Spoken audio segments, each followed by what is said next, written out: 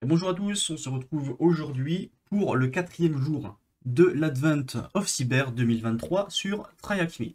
Alors aujourd'hui, jour 4, on a encore du brute force, mais contrairement à hier, on ne va pas utiliser les mêmes outils, on va utiliser un outil spécifique qui s'appelle Cool, et on verra à quoi ça sert. Bon, normalement c'est dans cette journée-là, dans cette tâche, ils vont pas nous montrer les mêmes outils qu'hier, mais on va quand même pouvoir faire le parallèle. Je vais quand même vous montrer ce qu'on aurait pu faire en utilisant les outils de la veille pour voir les quelques différences que ça fait. Donc, on va voir ce qui est cool, quelles sont les capacités de cool, comment on peut utiliser cool pour pour générer une word list customisée par rapport à un site web. Et ensuite, comment on peut customiser un peu la sortie de l'outil pour des tâches spécifiques. Donc en fait, Cool, donc c'est ceci, ça se prononce Cool, c'est un générateur de word list customisé. Qu'est-ce que ça veut dire? Ça veut dire qu'en fait, on va lui donner un site web, il va aller regarder sur ce site web tous les mots, il va les prendre et créer une word list par rapport à ça. Alors, il y a des choses qui peuvent être un peu plus customisées que simplement lui donner un site web et aller chercher les mots, mais on va voir ça ensuite. En fait, ça nous permet d'avoir vraiment une word list customisée par rapport à la cible qu'on va attaquer. Si par exemple, on veut faire, on est en pen test et qu'on doit tester la sécurité, par exemple, je dis n'importe quoi, d'un hôpital, et bien peut-être que sur le site web de l'hôpital, il y aura des mots-clés qui seront réutilisés dans leur mot de passe. Et du coup, Cool, c'est bien pour générer des mots qui sont déjà en lien avec la cible. Bon, par contre, il faut faire attention parce que euh, ça va être pas forcément très pertinent à chaque fois. Pour que ça fonctionne, pour que la wordlist soit intéressante, il faut que dans les mots de passe de l'entreprise ou de l'organisation que vous testez, il faut que sur leur site web, il y ait également le même mot de passe dedans. Donc ça, c'est pas toujours le cas, sauf si évidemment l'entreprise ou l'organisation a une politique de mot de passe éclatée au sol. Ça, c'est possible, et dans ce cas-là, bah, tant pis pour eux. Donc, comment on l'utilise? Cool-h pour avoir l'aide. Pour l'installer, qu'est-ce qu'on fait? Normalement, on fait sudo apt install cool, ça va l'installer par défaut. Sur Kali, je crois qu'il y est déjà, donc il n'y a pas besoin de le faire. Voilà, donc là, ils nous disent install cool. Pour générer, donc le mode par défaut, c'est utilisation de l'outil cool, et on va lui donner le site web en question. Donc moi, c'est par rapport à l'adresse IP que j'ai eu sur la VM. D'ailleurs, j'ai pas montré, mais je suis bien connecté sur le lab avec le VPN, donc j'ai directement accès à la machine que j'ai fait pop dans le lab. Vous n'aurez pas la même adresse IP, je le répète à chaque fois, mais pour ceux qui arrivent en cours de route, on ne sait jamais. Donc voilà, par exemple, donc là, ça va nous générer une liste de mots qu'on trouve sur le site. Donc ça nous générer start, and, the, Antarctic, attends, Antarcticraft, j'ai réussi à le dire. Donc ça, c'est le truc par défaut. Maintenant, si on va enregistrer la sortie dans un fichier, on rajoute l'option "-w" avec le nom du fichier dans lequel on veut le sauvegarder la chose. On peut voir que ça va créer la word list. Donc ensuite, ils nous disent pourquoi cool. Bon, je vous laisse lire. Ils font un peu l'apologie de pourquoi c'est bien. Bon, soit oui, c'est bien, mais bon, dans un cas concret, je l'ai jamais utilisé. Souvent, RockU, c'est beaucoup plus efficace qu'un cool, pas se mentir. Donc ensuite, les options qu'on peut utiliser pour modifier un peu la sortie de l'outil. On peut utiliser l'option "-d". "-d", c'est pour spécifier la profondeur de l'outil, jusqu'où il doit aller. C'est-à-dire que si par exemple on met un "-d2", ça veut dire que Cool va aller regarder des liens et peut aller deux fois dans des liens. C'est-à-dire qu'il va voir par exemple un point HTML, il va aller dedans, et si dans ce point HTML il y a encore un autre, par exemple point .js, et ben il peut de nouveau aller dedans, mais il n'ira pas plus loin. Là on spécifie avec l'option "-d". On peut également spécifier la taille minimum et maximum d'un mot. C'est-à-dire qu'avec l'option "-m" pour minimum et "-x" maximum, on va pouvoir spécifier le minimum et le maximum de la longueur d'un mot qu'on veut récolter. Donc ici, avec cet exemple, on va récolter un mot, enfin tous les mots qui ont au minimum 5 caractères et grand maximum 10 caractères, et on les stocke dans un fichier qui s'appelle output2.txt. On peut également utiliser l'option "-a si jamais le site est derrière un login et qu'on veut spécifier des informations pour pouvoir se connecter, login mot de passe. On peut également utiliser par exemple le flag with numbers qui va ajouter également des mots qui contiennent des nombres. Parce que par défaut, les mots qui contiennent des nombres ne sont pas ajoutés. Il y a aussi l'extension, si jamais on veut rajouter des extensions à la fin de chaque mot. Et par défaut, Cool, Donc le fait de spider, c'est le fait de crawler, d'aller sur les sites. Il ne le fait pas sur des sites externes. Ensuite, le challenge pratique. Là, c'est la page de login. Donc on peut voir ici, c'est un site web tout à fait classique. On peut aller sur le portail employé qui est en fait le login.php avec un user et un mot de passe. Hop, alors attendez, je me perds dans toutes mes fenêtres. Un user et un mot de passe. Donc là, la première tâche, c'est de créer une word list en utilisant cool. Donc là, il nous donne directement. On va le faire dans notre terminal. Et là, qu'est-ce que ça va faire? Donc on va utiliser l'outil cool. La profondeur de 2, donc pour pas que ça aille trop loin.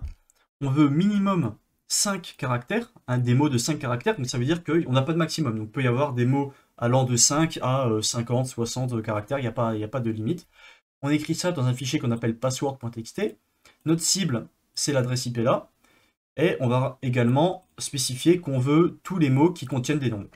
Donc je balance ça, ça va tourner, et entre-temps, on peut déjà regarder un peu ce qui se passe. On va également, donc là c'était pour créer notre liste de mots de passe. Là on veut également créer une liste de username. Donc c'est à peu près la même chose, sauf que on veut rester à la surface, on ne veut pas aller dans d'autres liens. Minimum 5 caractères. On va écrire dans usernames.txt. Notre cible, cette fois c'est sur la page team.php parce que doit y avoir des noms de personnes, j'imagine. Si on va voir par exemple about team members. Voilà, on a bon, je vais pas Isaias, on a Daniel et on a Job. Et du coup, si on scroll ça, enfin si on crawl ça, si on spider ça, on va récupérer ces noms-là, et du coup c'est des potentiels usernames qu'on pourra utiliser pour notre wordlist. Donc là on peut voir que ça s'est terminé. Si je fais un cat dedans, on peut voir que ça contient une liste avec pas mal de mots. Alors là, on voit pas de choses avec des nombres, mais j'imagine que doit y en avoir un ou deux, quelque part cachés, voilà. 67 890. Donc ça l'a également pris là. Maintenant, on va générer avec notre deuxième commande qui va nous donner une liste de username. Donc là, cette fois-ci, on met -- lowercase pour ne prendre que les noms qui sont avec des caractères minuscules. On le relance. Hop, bah c'était même un peu plus rapide et on peut faire un cat de usernames pour voir ce que ça nous a donné. Et on peut voir que voilà, on a tout ça. Alors vous avez remarqué que sur la page, du coup, il a pris Daniel, Isaias. Est-ce qu'il a pris Job? Il n'a pas dû prendre Job parce que si on regarde dans le code source de la page, Job là, il est que en majuscule avec un J majuscule, donc il l'a pas pris. Et Daniel, j'imagine que si on fait un CTRL U et qu'on regarde dans le fichier source, si on cherche Daniel, il doit y être à la fois en majuscule, en minuscule. Non, d'accord. Bon, bah, il a dû le convertir directement en lowercase. Le problème, c'est que je vois pas de job, donc c'est bizarre. Ah oui, c'est normal, parce que j'ai dit minimum de 5. Donc, en fait, c'est logique. Donc, en fait, le -- lowercase, je me suis trompé. À mon avis, c'est pas le fait de prendre les trucs en lowercase, c'est de les transformer en lowercase. C'est-à-dire que ça, tous les mots qu'on a trouvés, on va les transformer en minuscules. Ok. Et maintenant, ils nous disent, ok, balancez un brute force sur le portail de login avec l'outil qui s'appelle wfuse. Donc on pourrait le lancer comme ça. Donc wfuse -cz. Donc il vous nous explique après ce que c'est. Le -c, il n'explique pas. Parfait. Alors je sais plus à quoi ça correspond le -c en plus, c'est dommage. On peut aller voir à quoi ça sert. Alors wfuse -h pour voir l'aide. Ça prend un peu de temps. Ensuite, le -z pour spécifier le premier fichier. Donc on dit que c'est de type fichier, on lui donne le fichier. -z, encore un fichier qui est notre password.txt. Ensuite, --hs pour le h c'est hidden ou c'est hide, s string. Donc on cache les réponses qui ont la chaîne de caractères suivante. Please enter the correct credentials. Donc ça veut dire que toutes les pages qui nous retournent ça, ça veut dire que les mots de passe, enfin le mot de passe et le username n'est pas correct, du coup on ne veut pas l'afficher, donc on le cache par rapport à ça. -u la cible, donc login.php, et les données, username et password, ils n'expliquent pas comment la trouver. Hop, hop, hop, hop. Ouais, il montre pas, donc parfait. Ici, est-ce que c'est indiqué le "-c", voilà. Output with color. Bon, c'est juste pour que ce soit de la couleur, donc c'est pas très intéressant. Alors, par contre, c'est dommage parce que ils montrent pas, ils expliquent pas vraiment tout ce qu'ils font, contrairement aux autres rooms, parce qu'en fait, chaque room est faite par une personne différente. Et du coup, cette room-là, bon, je veux pas jeter la pierre à celui qui l'a faite, mais ça a pas l'air d'être ultra non plus expliqué en détail. Donc, ça, comment on fait pour trouver ceci? Si vous avez suivi la room d'hier, normalement, on va dans notre portail pour se connecter, et on regarde dans le code source. On va chercher le formulaire. Si on regarde dans le code source, normalement, on va chercher un form quelque part. Donc là, on a un bouton, classe, ça ne nous intéresse pas. Là, on a un form, voilà. On a un form, ça nous intéresse. Donc, comment savoir ce qu'on va utiliser? Ici, alors je crois que par défaut, ça fait du post, ça fait de la méthode post, donc ça, on n'a pas besoin de le spécifier, ok. La target, c'est du login.php. Et pour connaître ce qu'on va devoir mettre au niveau de username et de password, parce qu'ils ont mis username et password, mais ça aurait pu être Toto et Titi, en fait, ce qu'on va faire, c'est qu'on va regarder au niveau des inputs qu'il demande. Là, il a comme nom username, donc on va utiliser celui-ci pour le username. Et là, on peut voir que le name password, on va utiliser password pour spécifier le mot de passe. Donc, ici, c'est bien username et password. Et ici, on met des mots-clés. On va mettre fuse pour dire que ici, tu vas prendre ce qui est là-dedans, ligne par ligne. Et ensuite, fuse avec un 2 au milieu pour dire, ok, là par contre, tu vas me prendre le deuxième fichier qui est celui-ci. Si on avait un troisième terme avec une troisième word list, avec par exemple un autre "-z file et par exemple toto.txt, alors là, on aurait pu mettre un autre paramètre et toto égale fuse 3 en remplaçant par exemple le 2 là par un 3, et ça aurait pris la troisième word list, et ainsi de suite. Donc là, c'était une première façon de faire. Deuxième façon de faire, c'est d'utiliser un outil comme on a utilisé hier. Si vous avez suivi la vidéo, tant mieux, vous n'allez pas être perdu. Sinon, je vais réexpliquer rapidement. Il s'appelle Hydra. Hydra, c'est également un outil pour faire du brute force. Donc, là, je reprends la commande qu'on avait tapée hier et je vais vous la réexpliquer si... Bon, de toute façon, ça fait toujours un rappel. Et puis, si jamais vous n'avez pas vu la vidéo d'hier, ça vous apprendra peut-être quelque chose. Ici, Hydra, c'est un peu le même principe que WFuse. C'est-à-dire qu'on va tenter de faire du brute force sur certaines choses. Ici, on va utiliser d'abord l'option "-l". Alors, l'option "-l", c'est pour spécifier un username unique. Nous, on n'a pas un username unique, on a une word list de username. Donc, on va utiliser le grand L. Grand L, et on spécifie username. OK. Ensuite, on veut spécifier une word list de mot de passe. Donc, grand P. Si on avait voulu mettre qu'un mot de passe et pas une word list, on aurait utilisé petit p. Mais ici, on a également une word list.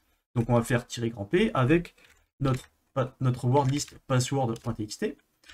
Ensuite, on a l'option "-f" qui va forcer l'arrêt de Hydra une fois qu'on aura trouvé des credentials valides, un login, un mot de passe valide. Il va s'arrêter, ça sert à rien de tester les autres.